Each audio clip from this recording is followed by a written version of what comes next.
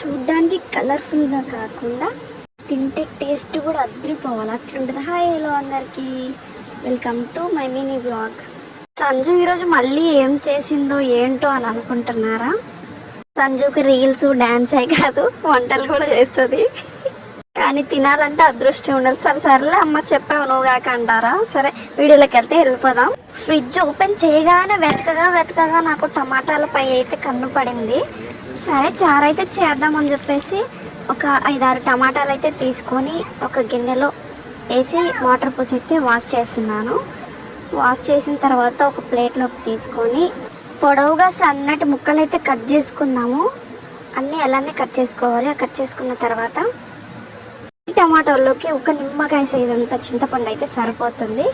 ఒక గిన్నె తీసుకొని ఆ ముక్కలు అలాగే చింతపండు రెండు కలిపి నీళ్ళు పోసి ఉడికించుకుందాం. ఉడికించిన తర్వాత స్మాషర్ ఉంటుంది కదా, స్మాషర్తో అయితే నేనైతే రుబ్బేస్తున్నాను. అది మొత్తం స్మాషర్తో స్మాష్ చేసిన తర్వాత అయితే పెట్టేద్దాం. ముందుగా స్టవ్ వెలిగించుకొని ప్యాన్ పెట్టి 3 స్పూన్స్ అయితే ఆయిల్ అయితే వేసుకుంటున్నాను.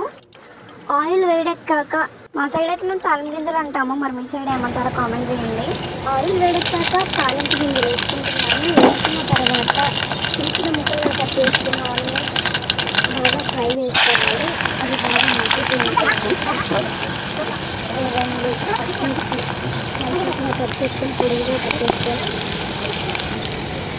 2 ఎండుమిర్చి అలాగే 2 కరివేపాకు రెబ్బలు అందులో వేసుకున్న తర్వాత అది మగ్గిన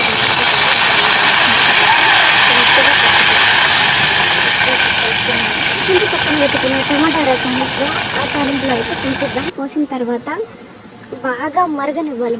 ఎంత మరిగితే అంత మంచి టేస్ట్ అనేది వస్తుంది. సరే ఇంకా నువ్వు దాని టేస్ట్ కోసం ఏం మసాలా యూజ్ చేసినావు సంజు అంటారా?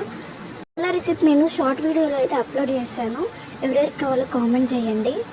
పెద్ద చదువుకున్న వాళ్ళు, హోటల్స్ పెట్టిన వాళ్ళ ఫుడ్ అయితే చాలా వేస్టేజ్ చేస్తున్నారబ్బా. అలా వేస్ట్ చేసే బదులు అదే ఫుడ్ కొన్ని అనాథాశ్రమం ఫౌండేషన్స్ చాలా ఉన్నాయి, అందులో ఇస్తే వాళ్ళని కొంచెం కడుపు నిండా తింటారేమో.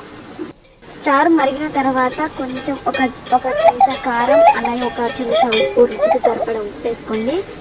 ఇందాక చెప్పాను కదా, నేను ఆల్రెడీ దంచి పెట్టుకున్నాను అనమాట ఆ మసాలా అయితే వేసాను. మసాలా వేసిన తర్వాత అలాగే కొద్దిసేపు మరిగించి కొద్దిగా కొత్తిమీర పైన కొత్తిమీర వేసుకొని ఇంకొద్దిసేపు స్టవ్ మీద అలాగే ఉంచి పెట్టుకోవాలి. తర్వాత ఒక గిన్నెలో తీసుకొని చారుతో అన్నం తింటుంటే ఉంటుంది. చూస్తేనే నోరు అయిపోతుంది. ట్రై చేయండి ఒకసారి. మా ఇంట్లో అయితే మేము ఇలానే చేసుకుంటాము. నచ్చితే లైక్ చేసి సబ్స్క్రైబ్ చేయండి ఫ్రెండ్స్. మళ్ళీ నెక్స్ట్ వీడియోలో కలుద్దాం.